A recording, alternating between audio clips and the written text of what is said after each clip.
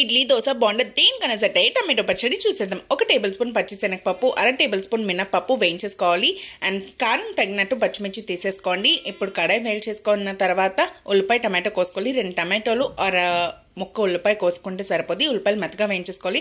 తర్వాత టమాటోలు వేసుకున్నాక చిన్న ఉప్పు వేసుకొని మగ్గించేసుకోవాలి.